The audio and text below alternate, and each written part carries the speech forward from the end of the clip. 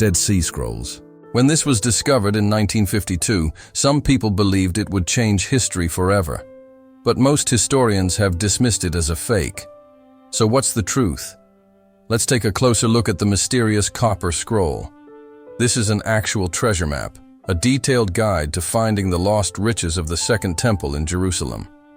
There are only 2 copies of the original Copper Scroll, which was written around 1500 years ago. And while it's part of the Dead Sea Scrolls collection, it's not actually made of papyrus like most of them. Instead, it's rolled up copper about 12 inches long. This alone made it stand out, because no one had ever seen anything like it during the initial excavations. Experts carefully unrolled it and started reading the contents. Here's what they found: a list of over 60 different hiding places where someone or some people hid their valuables. And it's important to remember that this was before metal detectors became popular. So anyone who wanted to hide something could bury it pretty safely. In fact, archaeologists have found many secret caches of Roman coins throughout the region over the years.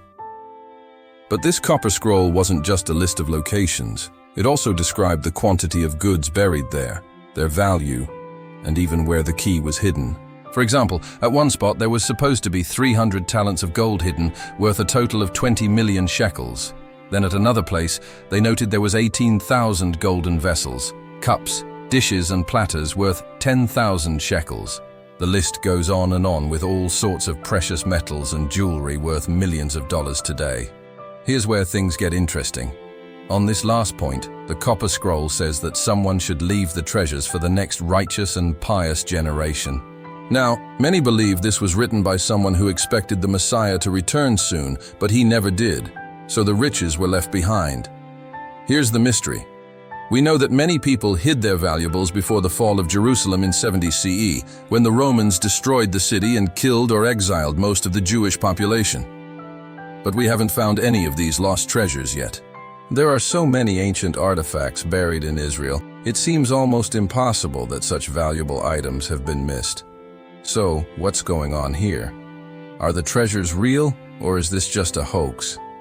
Well, let's start with how it came to be discovered in the first place. This particular cache of Dead Sea Scrolls was found in a cave along with dozens of other ancient documents.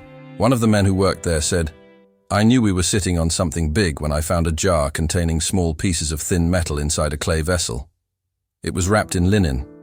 Inside the jar they were fragile, very brittle." He took the fragments home and his wife helped piece them together. That's when they realized it was a copper scroll. In total, there are only 2 known copies. One belongs to the Israel Antiquities Authority, and the other is privately owned. It's rumored that this individual sold the scroll to a collector in Switzerland for around $30,000 back in the 50s. But no one knows exactly where it came from or how it got into that cave. And unfortunately, its condition deteriorated so much that it couldn't be properly translated until recently. This is significant because it's become obvious that the writing isn't exactly what people thought it was. Now, I mentioned earlier that this was basically a treasure map. But after closer examination, scholars realized that's not entirely true. It doesn't describe physical locations in the area like mountains, rivers, or cities. Instead, the map uses mathematical language, explaining the locations in terms of geometric shapes and numbers. For example, the instructions might say, "Start at a right angle, then walk south 1,000 cubits, and you will find your treasure." Since the Bible says a cubit is equal to about 18 inches, 1,000 cubits would be 167 feet. They would then continue south 100 more cubits to reach a wall. From there, they'd go east for 100 cubits and dig 3 cubits down to find their buried treasure.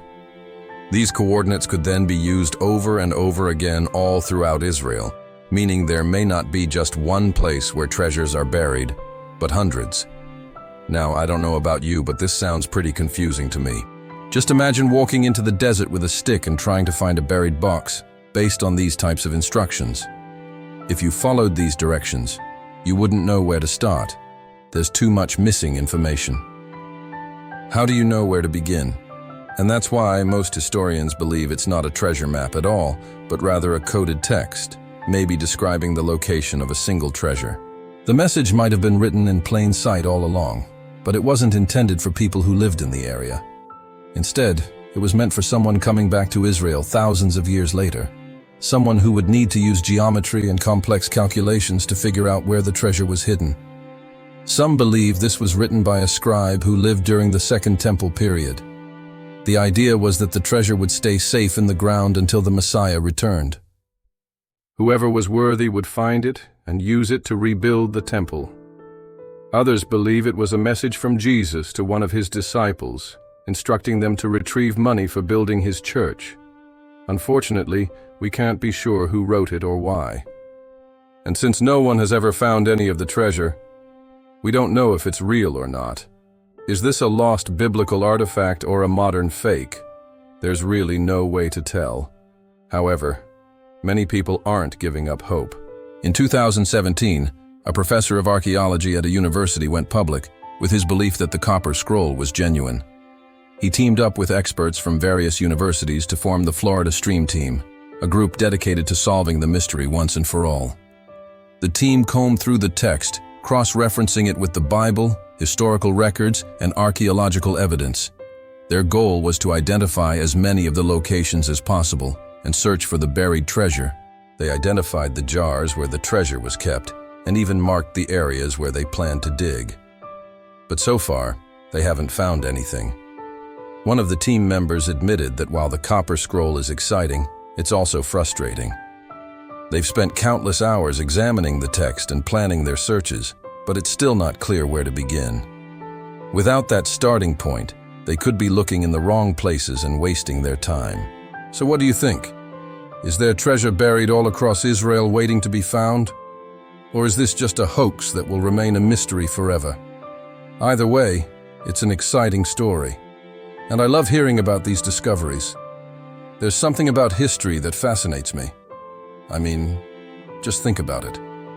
We're able to look back on the actions of people who lived thousands of years ago and see how those events shaped our world today. History helps us understand where we came from and appreciate everything we have now. But history is also full of mysteries. There are so many things about the past that we don't know. And that's where I come in. My goal is to help you uncover these lost stories and discover what life was like long ago. If you want to join me on this journey, hit subscribe. I release new videos every day. Thanks so much for watching. See you next time.